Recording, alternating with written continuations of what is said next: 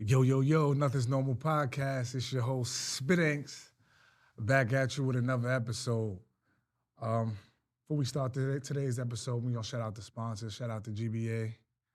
Shout out to Green Leaf, the home studio where we at right now. Right now, we got a Yonkers legend, big Yonkers, big 914, man. Somebody I've been hearing about for a long time, man. Like I keep telling y'all, man, if you was any bit of outside, before you formally meet somebody, your reputation carries you, throughout different areas before you actually meet somebody in the physical. So this is a special one, but I ain't gonna talk you out of that with that being said, who I got sitting to the left, man? Got the homeboy CRITTERMAKE. Yeah. What up, bro? Nice to be here, man. Yes, You know, man. It's a pleasure. Yes, sir. Always, man. So listen, CRITTERMAKE, man. Over here at Nothing's Normal, we got this policy where we like to start at the beginning of the story. I say this a lot, we don't like to start on page 50.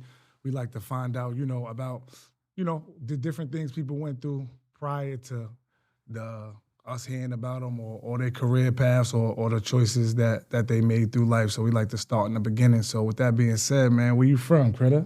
Well, I'm from Yonkers, man. Preferably Warburton Ravine, that area over there. North side Yonkers. I was raised up with a brother. I got actually got three brothers. I had three brothers. One passed away. I have two sisters. One passed away too. But basically, I was the youngest. Yeah, when I grew up on the north side of Yonkers. Where, same area. Yeah. Kiss, Chic. Yeah. Certain people, ex from over there, stuff like that. But I would say, my neighborhood was like middle class. It was a good neighborhood. Yeah. For the most part. But down the block, Ravine, Woodworth, and stuff like that was where it was, where it was tough at. Warburton was tough too, though.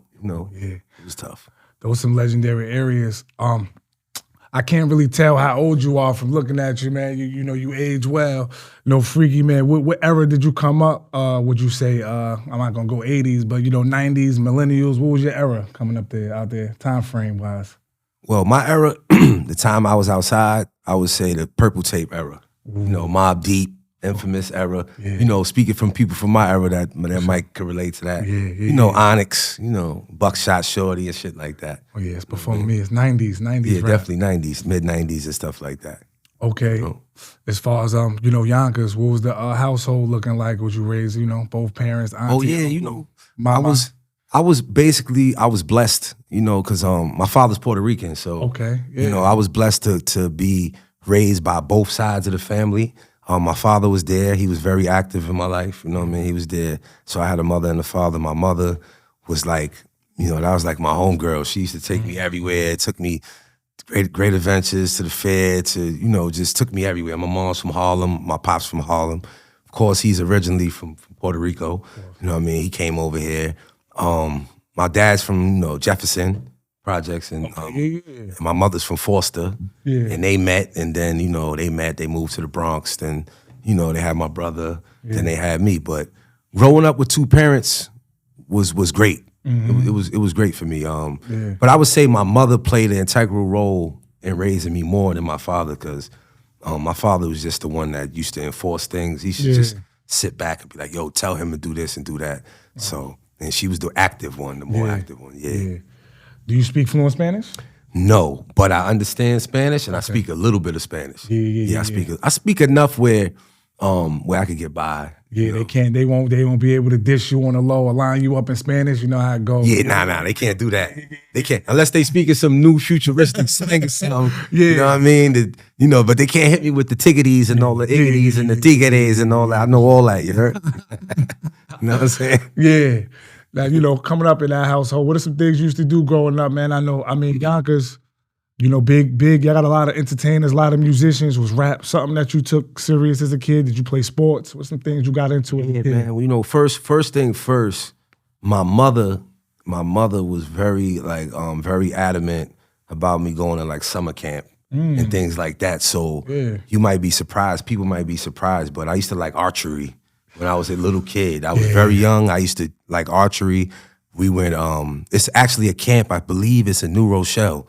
It's called Echo Bay. Okay. We used to go to Echo Bay and we went horseback riding and canoeing and stuff like that.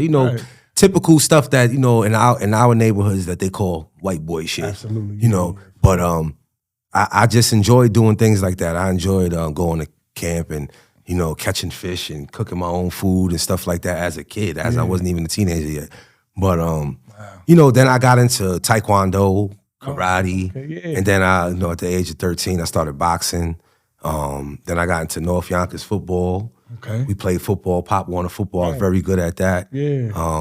I got a little bit involved in Pacoy baseball, but I didn't last too long with that. Learning a lot about you, man. Yeah, so. Dope. And then after that, I was at one point in time, I was heavily involved in church. Right. You know, I used to go to church. I used to ride skateboards. I love skateboards. I used to. Rocket Power and all that? Yeah, I used to, listen, Tony Hawk. Yeah, I actually skated with Tony Hawk. Like, that was my man. You know what I mean? For real. Video game. I could tell you the story.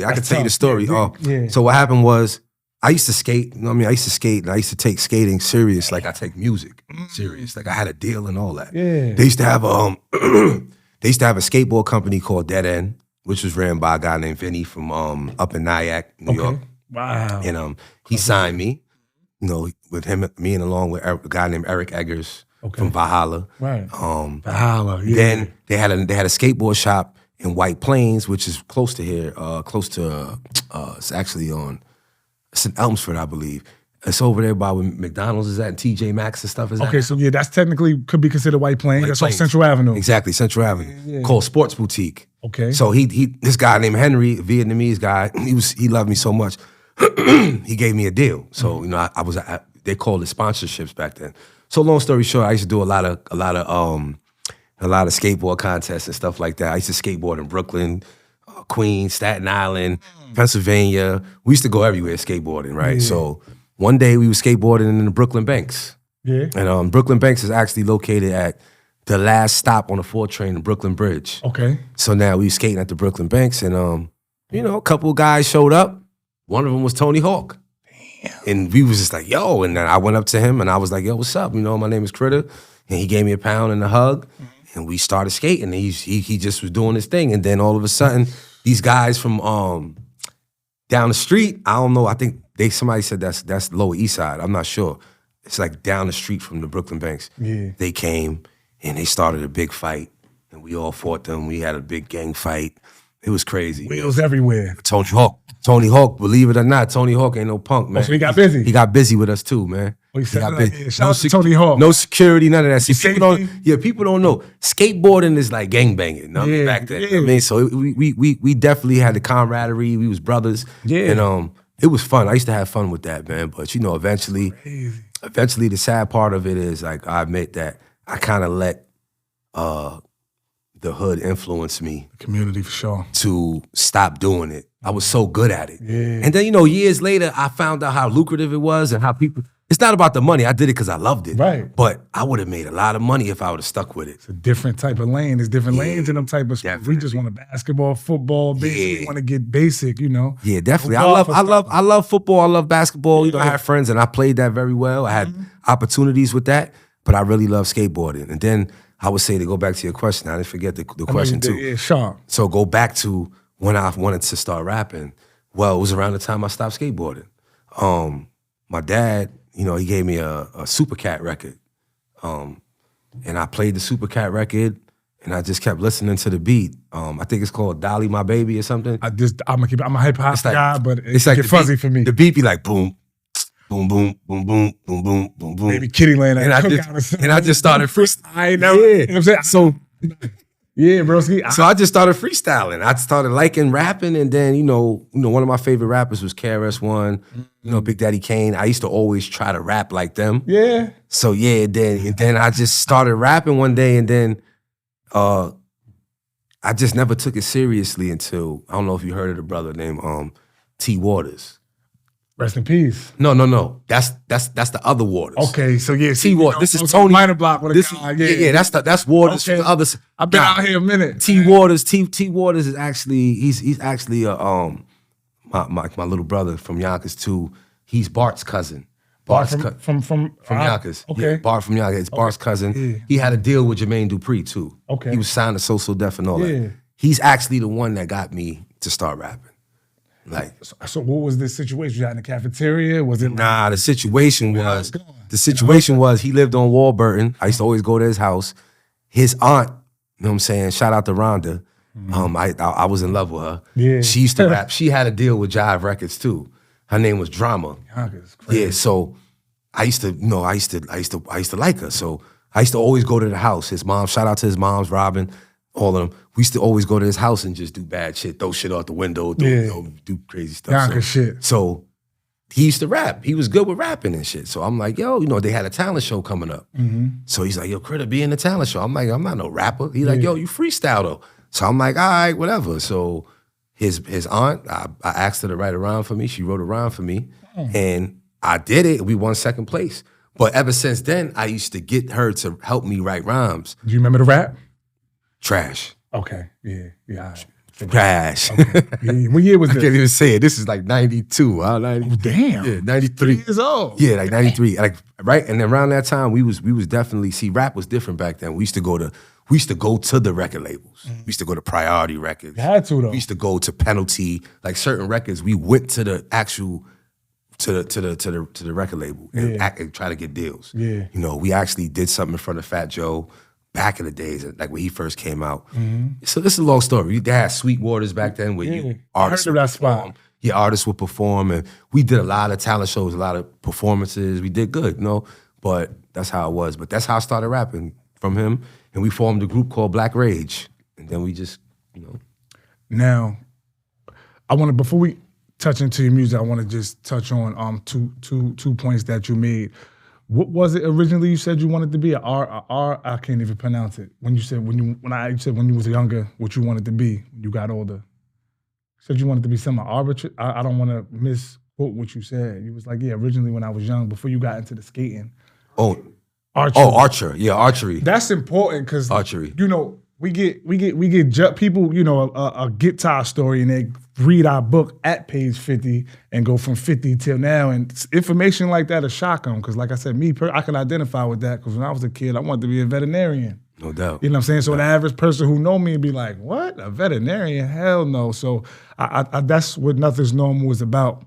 We like, digging deep and diving deep into the story before the society already placed their judgment or write us off.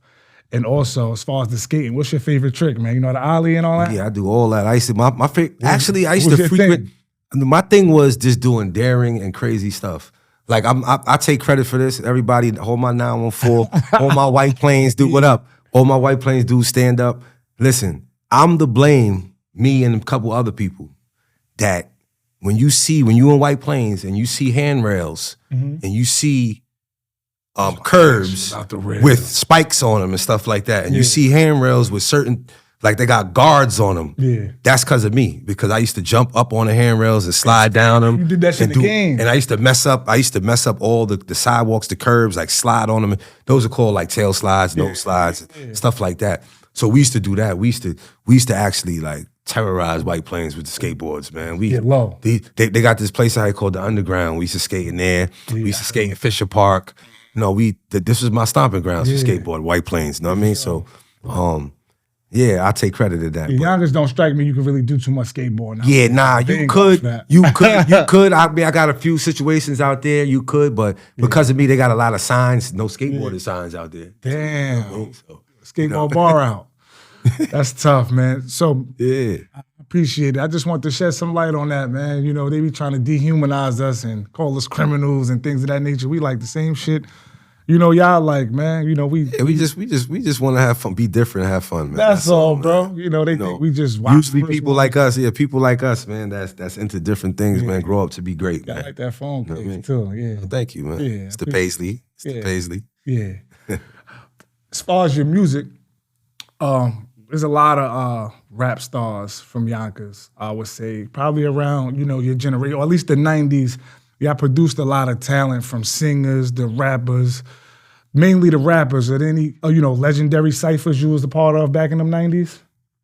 Well, I would say because battles. I came up under X. Okay. So, X used to have me, even in Valhalla, X used to have me battle dudes. And, Critter, get him. And, even on 145th at the liquor store, He used to have me battling people back when I was a shorty and all that. You know what I mean? But as far as I never been in a cipher with like other artists, but it was one memorable cipher that I want to talk about. Let's talk about with the major Figgas. Ooh.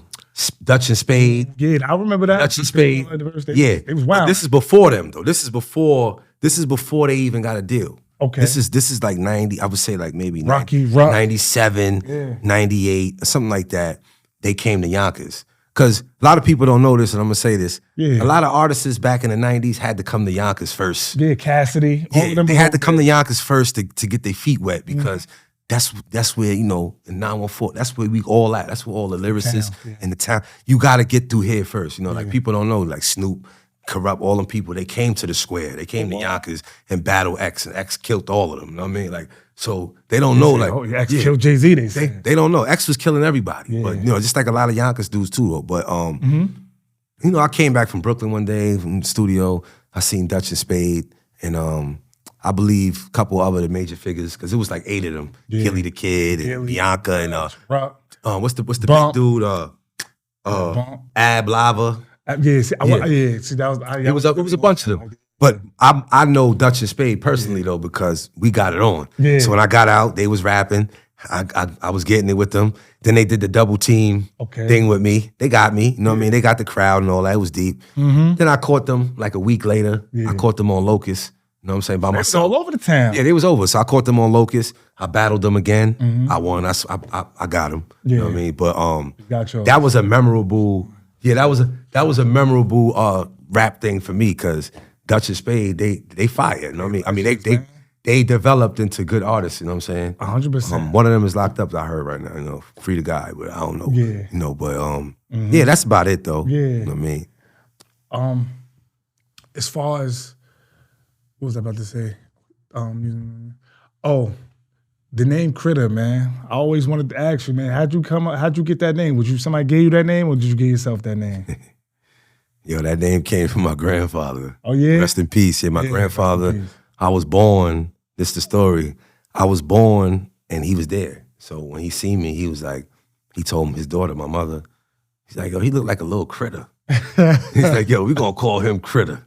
And I was wondering if he that was just called the me case. Critter since I was born. Like, you know, my real name, it's irrelevant. They never even called me my real name. Just Critter. So, they called me Critter. So that name is just like synonymous with me. You know what I mean? Like, Where'd the make come from? I got the make, you know, outside in the streets. Yeah. Because right. I actually got that from this dude named KK from Soundview Projects in the Bronx. Okay. He gave it to me because I used to always make it happen. Like for instance, if you come to the block, you looking for a leather jacket, or you looking for, you know, I was kind of like hustle man, but on a different level. You know, you looking for this, you looking for that. Right. Critter gonna make it happen, or yo, I'ma make money, or I'ma make, like, I could make somebody do something, like. So it's just it's a whole bunch of meanings of make, but I initially got the make from K on Ravine. He gave me that name, making it happen. I mean, shout out to K from Ravine, man. You named a legend. Definitely appreciate you. At some point, you know, Yonkers, man, when it comes to Westchester, Yonkers one of them areas you gotta hear about. Like when you go to the city, they might not hear about our area. Shout out to my boy Jay Forte in the cut too, man. There's certain areas, you know, they might not hear about. Yonkers is definitely an area you hear about, very active area, a lot of urban culture. I'ma say that. At some point, you know, you had your run-ins with the system. Talk to us about your first time, you know, experiencing that, you know, if you could touch on the situation without going federal. And what was the start of your criminal path? Well, I mean, to skip past the juvenile part, you know, of course it was, I had, you know, I would just fast forward, you know, juvenile, I went through Woodfield. Okay. You know, I got caught with a pistol when I was a little kid, cut somebody in school. Damn. 5 years probation for that. It's crazy. Violation after violation on probation. Yeah. Then eventually, my first charge was, you know, attempted murder. They, you know, allegedly, me and somebody else, we shot somebody in the head, whatever, and he didn't die. He got grazed. It went through his head and came out. They call it a graze, but, you know, they gave me attempted murder for that. I was facing 4.5 to 9, but I took a year. I took a bullet. I did a bullet in Valhalla for that. Oh, good. Okay. Came home, you know, tried to get my life together. You know, I was only 16 at the time. Oh, yeah, So, baby. yeah, I tried to get my life together. I was doing the right thing. And then next thing you know, allegedly, I had a pistol on me. I got caught with a pistol. Yeah. Then I went upstate. Yeah. You know, kind of learned my lesson from that. Came home. Then I would say like 45 days later, after doing 2 years, 45 days later, I was wrongfully accused of, you know, home invasion that I didn't do. And I was subsequently given 20 years in the penitentiary. Yeah, 20 years in the state prison. 20 years, 1997. But it's like, so you missed the whole Y2K, the work. Yeah, I missed all that. I missed all that shit. Yeah, I was in Coxsackie for that. I was in the cat. Yeah, I missed a lot. I basically was you know, my 20s and my 20s and my 30s, man. Yeah. Most of it in prison. Before we get into, you know, your jail experience and some of your, you know, trials and tribulations and lessons that you learned up there, what was the difference for you between the county jail and the state prison? I would say the difference is, to make it concise, prison is more militant. Okay. It's more serious. It's more I would say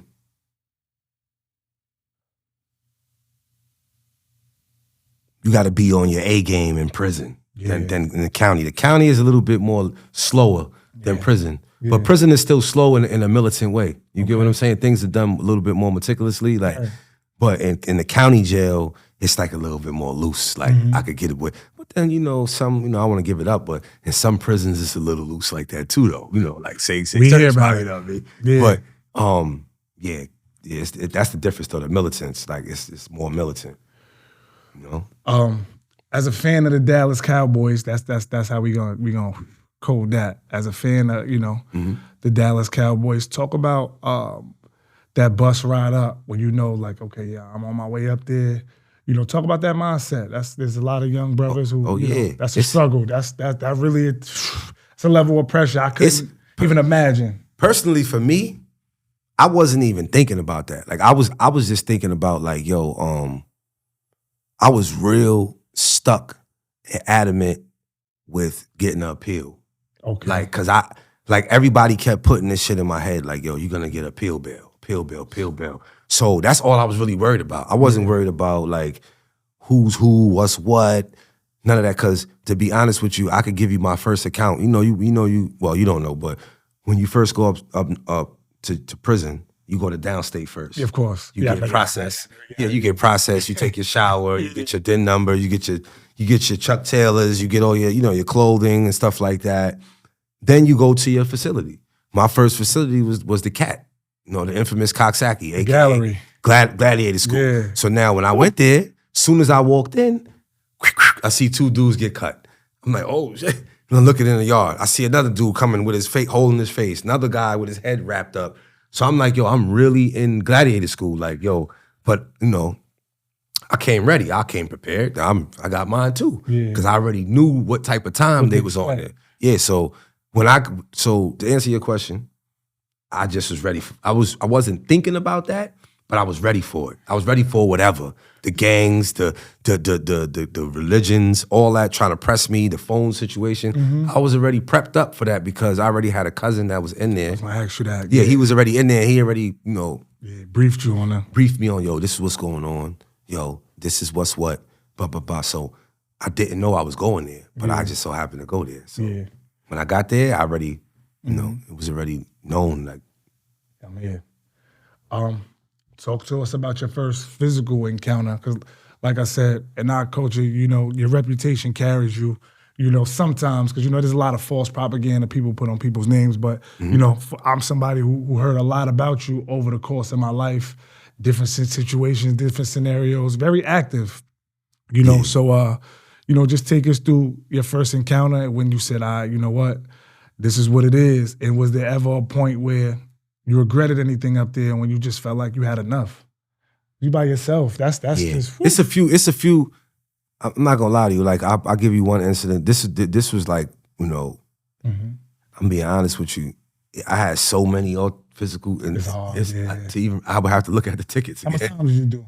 What, actually in prison? In prison, yeah. Oh, actually 20 years, 7 months. No, 20 years, 7 months, 18 days. So I can't. That's a lot of different situations. Yeah. So just give us one situation that, you know. I'll give you one because it answers. Because it answers. It's not even the favorite, but it answers both questions. It's good because it answers both the questions as far as regret, for sure, and physical altercation. Absolutely. Now, what happened was it was this guy. You know, I ain't gonna say. You know, it was this guy, this big guy, and he was like, you know, he was kind of like the big bad wolf. Like he was a bully. He was a gang member. He had a big mouth. He used to intimidate dudes with his mouth. Like, you know. Yeah. So one day, we went to the yard, and I seen him try to cut one of my homies. So when he did that, I immediately was on him. So when I went to get him, just so happened the superintendent, the dep, and some people from Albany came out to the yard and was just looking around. Like, so one of my closest comrades, Crook, came and was like, "Yo, let me talk to you for a minute." We spoke. He was like, "Listen, don't jump out the window. Just, you know, do it the right way. You a thinker, and everybody is looking for you for your leadership. So you have to think.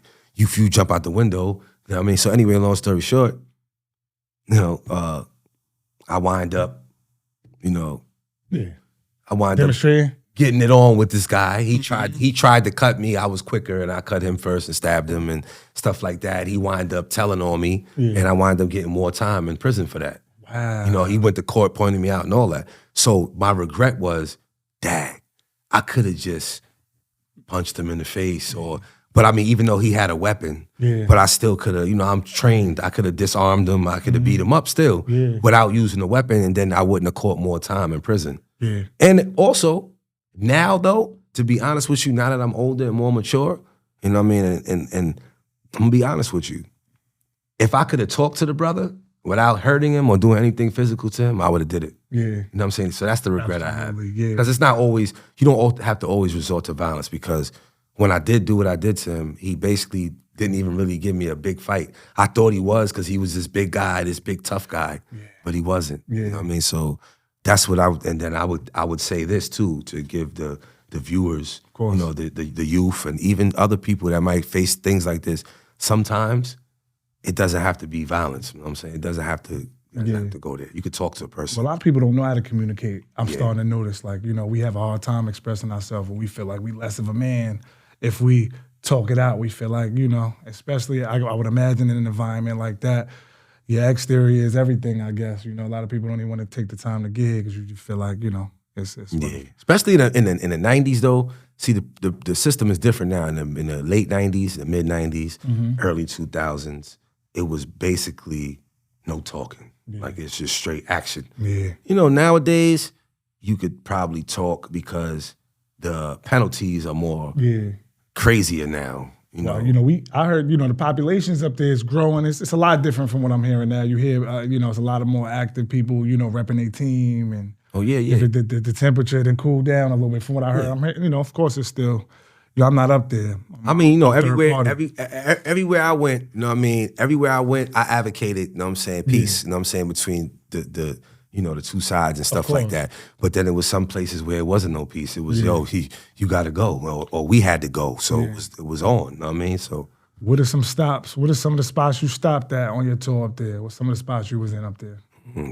Most of them. I mean, because be honest with you, the ones that I didn't go to, like 5 Point, Wendy, Auburn. I mean, I was in Auburn, but that was overnight. Somebody dropped a slip on me. I left the next day. Like spots like that, people have separations on me, or like, you know what that is? Yeah, of course. Yeah, so they, You ever been shot up there? Nah.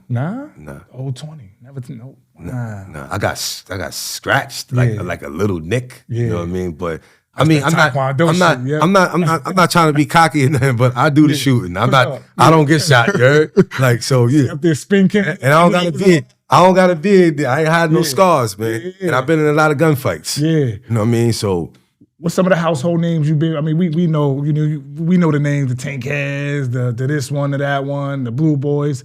Name some notable people up that you was in spots with up there that you rock with.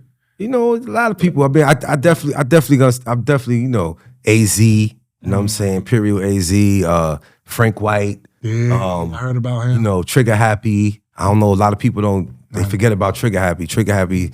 I was definitely with him. He's from Brooklyn. Okay. You know what I mean? It's a whole bunch, man. It's a whole bunch, man. But Uni, you know what I'm saying? Uni, Quick. You know what I mean? I'm just to name people on different sides. You know what I'm saying? No, so yeah, we Easy. You know what I'm saying? Rat Hunter Easy. Like Rat just Hunters. these all the Rat Hunters. Like it's just different people. They know who they are. You know what I'm saying? Like they my comrades. You know what I mean? It's like Blood, Crip, Black King, whatever. Muslim. Love, yeah. It's all love, man. I was around them. We was in the same place. Midget, Wayno. You know what I mean? This a lot of people that I remember. Some homeboys you was fucking with. Yeah. Well, of course, the name a few, you know what I'm saying? Hollywood. Of course, Hollywood, you know what I'm saying? Hollywood, you know what I'm saying? Psych, I was in the spot with Psych one time. You know what I mean? Well, we definitely frequent Southport together. He's in and out. Yeah. We were both in and out of there. Yeah. You know what I mean? I ran in a Scheme. I don't know if you ever heard of Scheme. Schemes, Monster. I heard of Monster from Bruck. Queens. It's two monsters. Monster from Brooklyn. Yeah. Monster from Brooklyn. I mean, it's definitely Cage. You know what I'm saying? I could name about 100. You know what I mean? Because wherever I was at, you know what I mean? They there. You know what I'm saying? Shadow. Shout out to Shadow. Shadow. You know what I'm saying? Sure. Definitely some big names. You know what I mean? So yeah. Raekwon. Neighborhood. Raekwon, yeah, a couple dudes. Yeah, he's a dude you hear about throughout the since all y'all came home and jumped on YouTube. We get a chance to hear because that's a part of our culture, man. No doubt. No doubt. We need to hear these type of things. When you was up there, man, what was some things that you planned on doing when you came home? Did you do a lot of strategizing up there, or did you have a? That's crazy. You asked me that. Yeah. Not even to be cocky. Everything I'm doing now is what I plan to do, man. Yeah, everything. You was up there with it. I was executing. I was writing it down in books. Mm-hmm. You know what I mean? I swear, it's like everything I'm doing now is coming that I planned is coming to fruition right now. Yeah. I was writing books up there. I was writing rhymes. But it's crazy. Most of the rhymes that I wrote up there that I want to do, I haven't even done them yet. I have composition books like this. Yeah. I haven't even recorded, because I do my own beats. What? But I haven't had the time to sit down.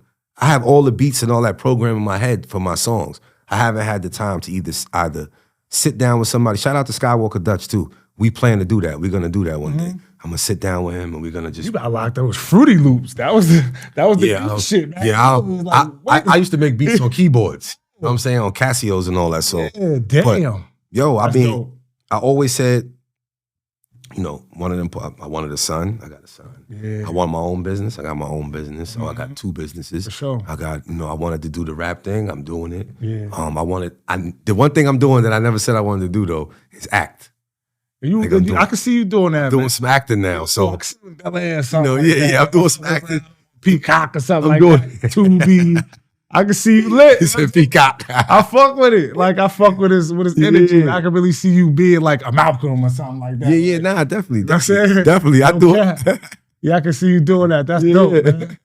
Yeah. What year you came home? November 28th, 2018. Okay, 2018. 2018, man. Do you remember your first day home in 2018? Yes, I do. What was going on your first day out, man? CRITTERMAKE back on the street. Man, we went to the streets was we went to IHOP. You know what I'm saying? We went to IHOP. I had some chicken tenders. I take you and some chicken tenders. Went to the square. Got some wife beaters, got some drawers, some socks. You know what I'm saying? Was it new for you just looking around the town? Like, hell yeah. Everything was different, man. It's 20 years, man, everything changed. 9XT, the phone, 1X. I'm on the phone, I'm like, yo, what the?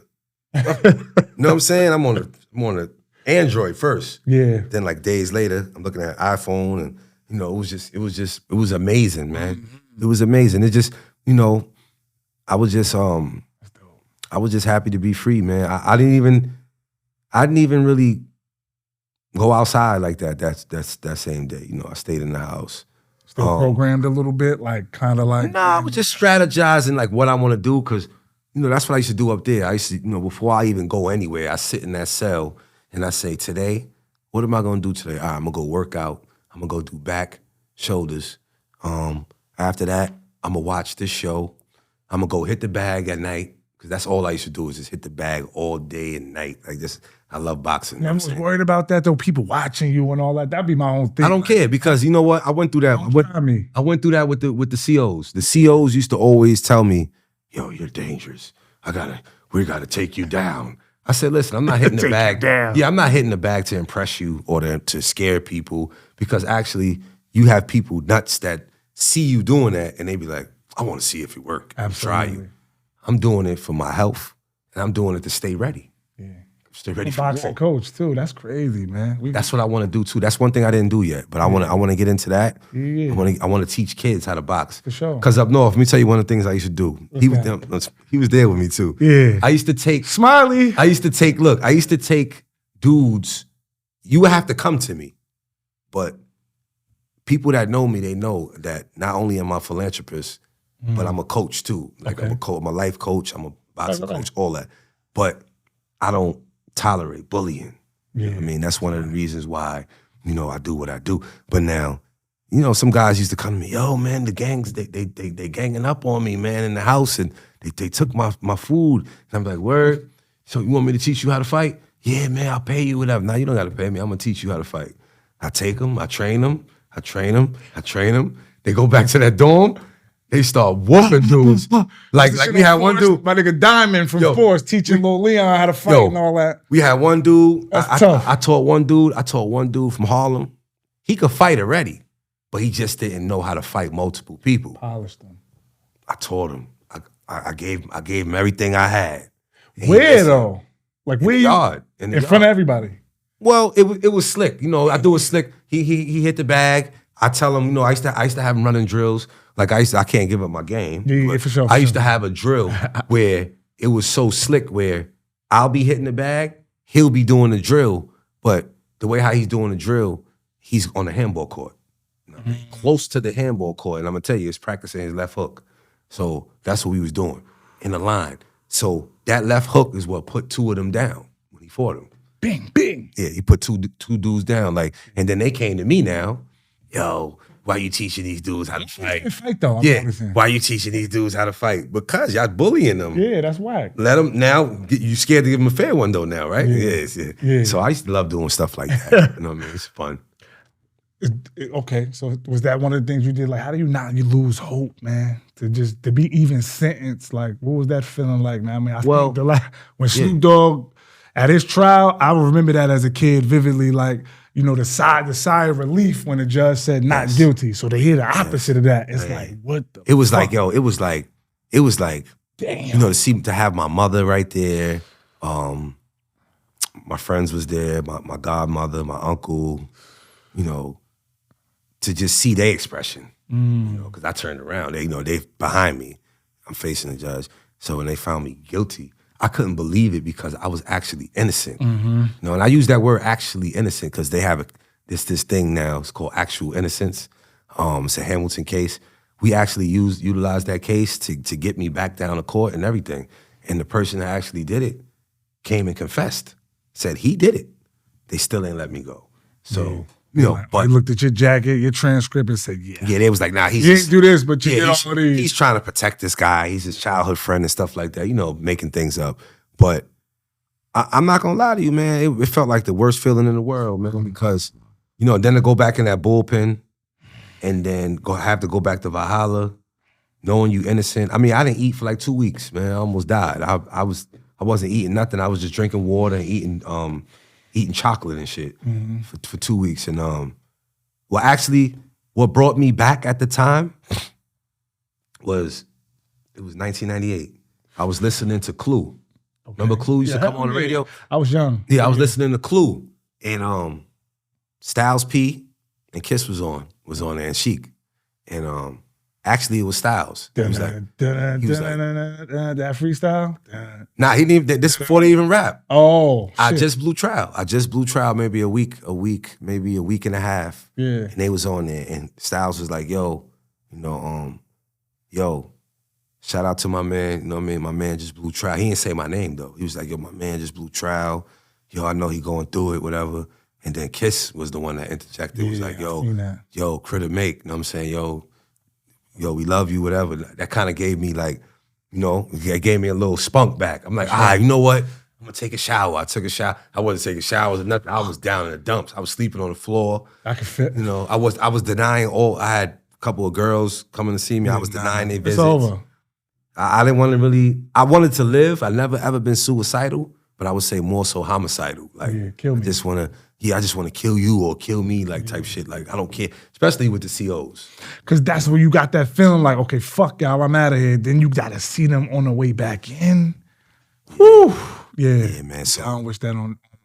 And it's ironic though. It's ironic. I didn't want to bring this up because I don't want to like make it seem like I'm using this as a plug, but it's the truth. It's ironic. Authentic. Even in 2014, when the Bobby Shmurda song came out, when he said, free my nigga CRITTERMAKE, right? That right there kind of brought me back too, because I kind of was losing hope.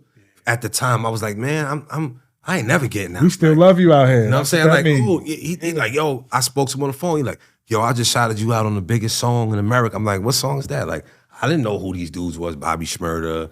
I didn't really know who Rowdy Rebel. I never heard none of them before. The legacy travel. And then, boom, I heard it. And then it was like, people used to, everywhere I went, they started saying that. Yo, free my nigga CRITTERMAKE, yo.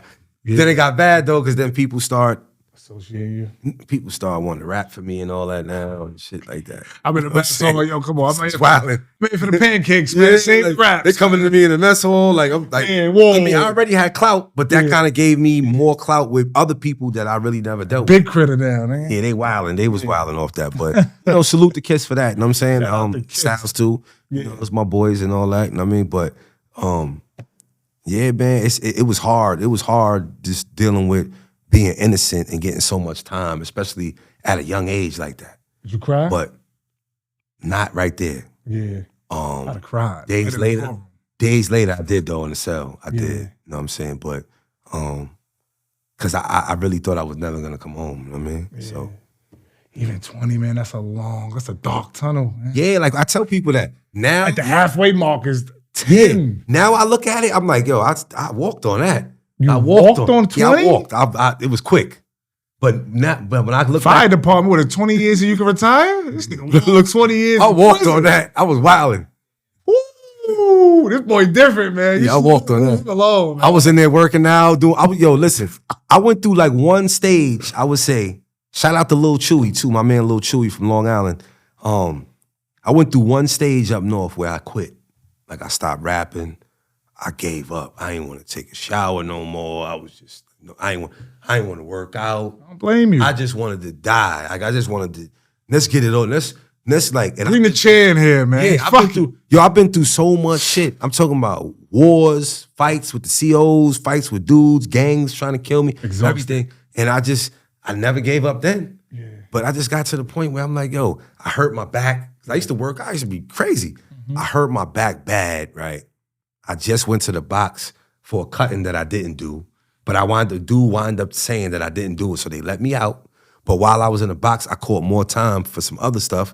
So I was just depressed, man. Like everything wasn't going right. Yeah. I couldn't go to commissary. I couldn't get packages. Every time I tried to get a package in somebody's name, something happened to him. It was just bad luck. So I just gave up. And then Lil Chewy one day was like, he came, little El Salvadorian dude, MS-13, my boy. Yeah, he came in my cube, and he was like, yo, I'm your new bunkie, man. It's how he talk, yo, I'm your new bunkie, man. I'm like, hey, I'm like, yo, I really don't want no bunkie, but I'm like, all right, what's up, bro? Gave him a pound. He looked like he cool, you know what I'm saying?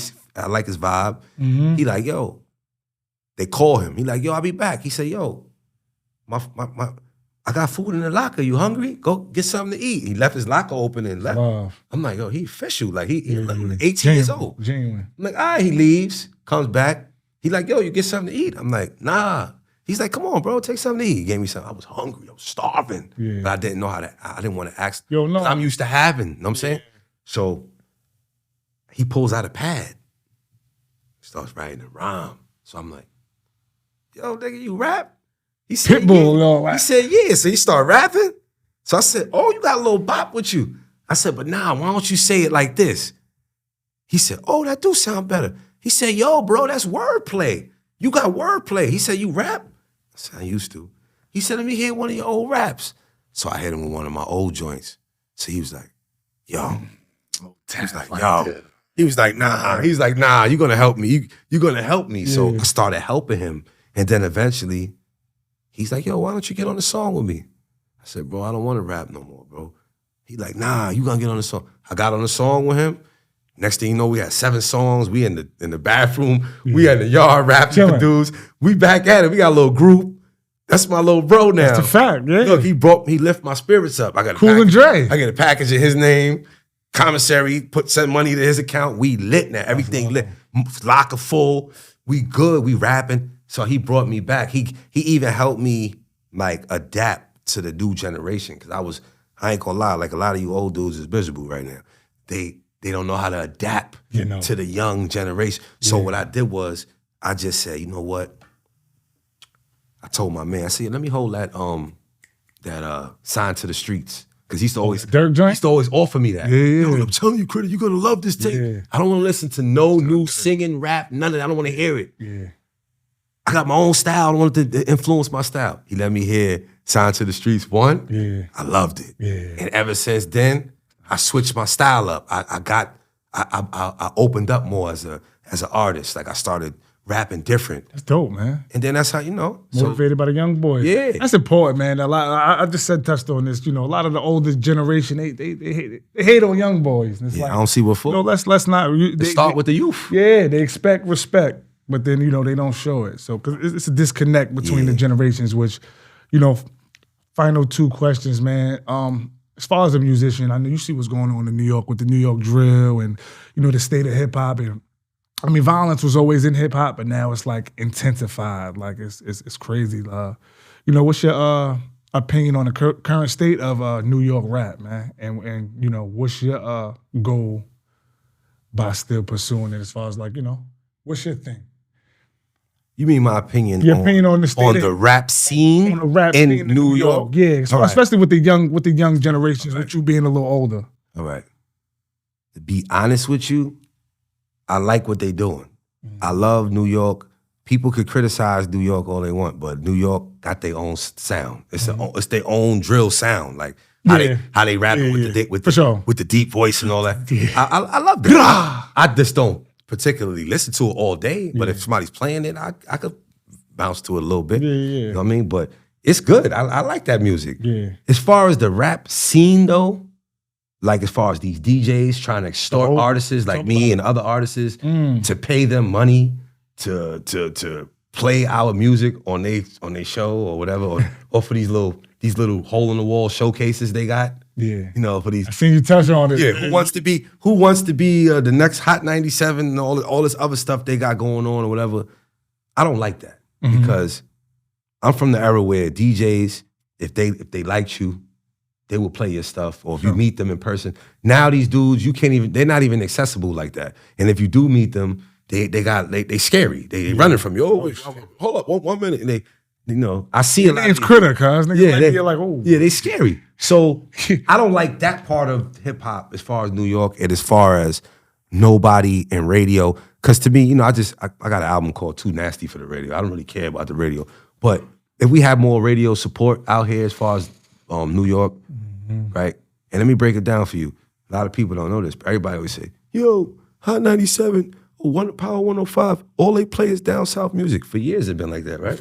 Little John and shit. I hate to burst people's bubble, but I'm not saying all New York artists or New York is broke. Yeah. But Where's the money at? What's hard to live up here though? The money's in the South. Yeah. They making all the money. They're paying those DJs to play their songs, right? Yeah. So that's why you hear a lot of down South, Yeah. all this stuff like that. It's not because their music is hot, It's a business. right? It's just like a person that's in prison, right? If I see the same CO every day, every day for 5 years, she gonna start looking like cheesecake. Hello. Her ass gonna start looking fat, right? She gonna look like, I'm like, oh, she's nice. That's all we see. So that's all we hearing. We being influenced, we being brainwashed and manipulated to believe that something is hot, which is not. Some of the, listen, I love the A and the certain like most of the artists from the A, I like them because I'm like a fake, I like them. Yeah. I always like Migos. 21 Savage, his new album is fire right now. You know what I'm saying? But yeah, for sure. It's tough. Me personally, I don't really listen to too much New York rap, you know what I mean? Yeah. Except for the real J Forte, you know what I'm saying? Coleon music, you know what I'm saying? Shout out, bro. Stuff like that, you know what I'm saying? My man Frost Official. He from PA, but I don't think he rep PA. But Frost is official. You need to tap in with him. You know what I'm saying? It's a couple artists that I listen to, you know what I'm saying? Like, especially from Yonkers, that's knocking. You know what I'm saying? That's doing their thing. You know what I'm saying? But other than that, I don't really listen to You doing you, you all about you, I do me, man. I do what I do. And I Yeah. work on who I work with. You know what I'm saying? And I'm just not really impressed by a lot of New York rappers like that because I know a lot of them and they're not really impressive to me. I mean, I'm starting problems. No, you keeping it up. Transparency is key over here. Nothing's normal, baby. So it's that, man. It's not. Yeah, but you got some guy. Shout out to Count. You know what I'm saying? Shout out to Count. You know what I'm saying? Shout out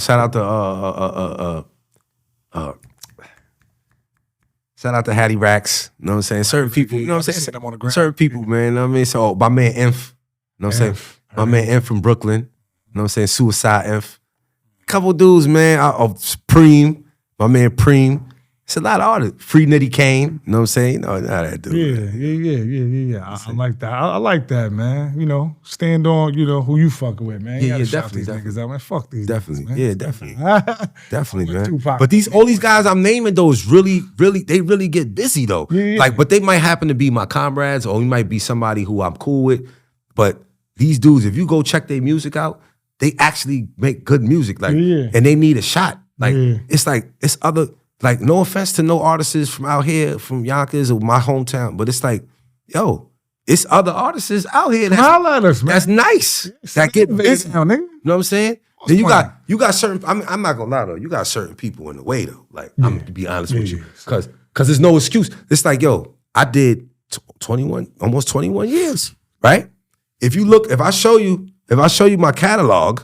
Well, I already know. Oh, because if I show you my catalog, it's like, why y'all guys even making music? I got way more music out than you. I'm working. In 1 year. I only been doing music 4 years, but I got more music out than you in 1 year. You've been home 20, you got a 20-year head start on me. Yeah, what are you doing? You don't have no videos. Your YouTube, you got like 300 subscribers on YouTube.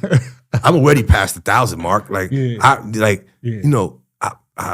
crazy on Instagram. TikTok is crazy. You know what I'm saying? Like, I'm working. You on TikTok too? Yeah. Y'all not working like me. You're Bro?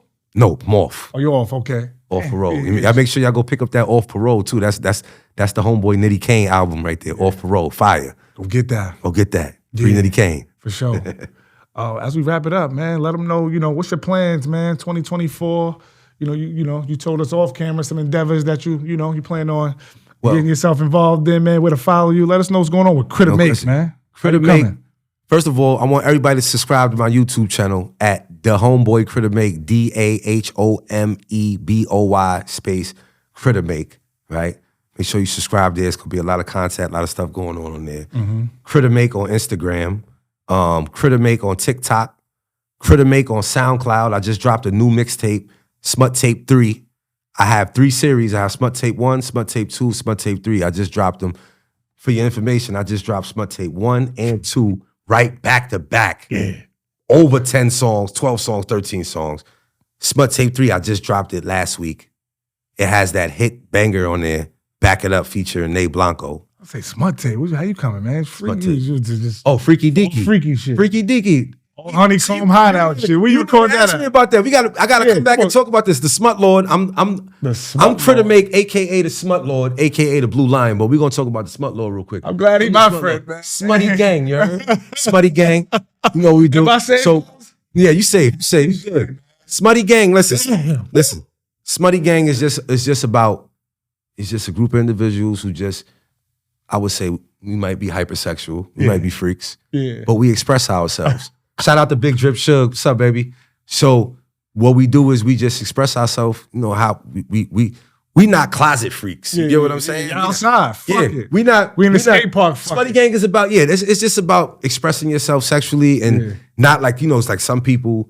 Not like that German. We getting pissed on. None of that weird type activity and all. Maybe some of that too. Smutty gang. We smutty. Whatever you want to do. But it's like this, right? Yeah, but it's like this. I ain't mad at it. I represent, me being a smut lord, I represent just sexual freedom. Yeah. Like, if I want to rap about, I have a song called Throat Goat. You know what I'm saying? I have a song called Gushy. This song, Little Bitch, shit like that. It's just. Hugh Hefner still alive? Oh, sorry. Okay. It's just expressing myself. You heard? That's all. Yeah. But we'll get into that another time. Yeah. But I just dropped Smut Tape 3. CRITTERMAKE. This year, I'm revamping the whole Coltron line. The Order of Business Entertainment. Be prepared. We coming. I'm waiting on this deal. Chris Devon Brown. You know what I'm saying? The real J Forte. Nitty Kane. We taking over, man. Smut Tape 1 through 3. That Predator, color. Last year. Oh, we talk about 2024 though. Yeah. I'm on Twitter too, CRITTERMAKE. You a DoorDash CRITTERMAKE too, guy? Nah, my license was suspended, so they ain't let me do it. Hey, yo, my mate. What nigga? Oh, Snuggle season on the way. Snuggle season? Yeah. You doing it all, That's huh? a project. Damn. That's a project I got with the real J Forte. Yeah. And that's Brody. Yeah. See, I'm a real MC, and real MCs got alter egos. We got different personalities, different styles. So my alter ego is Critter Drake. Critter Drake. Drake. So when I'm with the real J Forte, I'm Critter Drake. Yeah. No, we Harmonizing, harmony. Exactly. Yeah. We got a song we got a song called Thinking of You where I'm singing and he's rapping. Fire. I wish you could hear it. But I am gonna hear it. Oh, you gonna hear it? Yeah. Two light-skinned niggas too. That's not season. Two niggas. Oh yeah. Can I say it? Can I tell him? Can I tell him? Got the beard. Yeah, go ahead, tell him. Can I curse? Can I curse? Can you curse? Of course. Nigga, you did 20 years. Of course you can curse. Y'all niggas better watch your bitches when Snuggle season come out. Yeah. Because we coming for you niggas bitches. I'm telling you now. We fuck. Pajamas and all. Don't play no games. Yeah. We coming for your girlfriends. All right? So, damn. Snuggle season, dropping soon. I'm telling you, it's coming. God. Y'all know what it is. Freaky, man. Yo, final question, man. We the Nothing's Normal podcast. When you hear those two words, nothing, well, man, there's a lot not normal about, a lot of things I just heard that I like, though, but nothing's normal, man. When you hear those two words, what's your nothing's normal definition? What do you think of when you hear nothing's normal? My music. Yeah. Nothing's normal because everything I spit is not normal. It's not the norm. It's different. Mm-hmm. It's when you hear something from me, you might hear me dropping jewels. You might hear me educating the youth. The next day, you might hear me talking about getting head in the movie theater. Yeah, next day, you might hear me talking about prison. You might hear me talking about prison reform. So nothing's normal with my music because if you're looking for the norm, sure, go listen to Hot 97 or Power 105. Mm-hmm. You'll hear the norm on there. Y'all got a radio station for you. You want to hear? Yeah, you want to hear? Oh, we got our own radio station. Big 105 Point Smut. Big drip, triple XM radio. Yeah. You know what I'm saying? Yeah. That's like the BT Uncut radio. I already know what it is, man. 3 in the morning. Yo, Tripper. Yo, CRITTERMAKE, man. I had a good time, man. Legendary. Likewise, man. Appreciate you, bro. Real heart to heart, man. You know, the soul to soul. Let's get it. Nothing's normal. It's lit. This gonna be the one right here, yo, bro. I fuck with you, my nigga. I gotta go to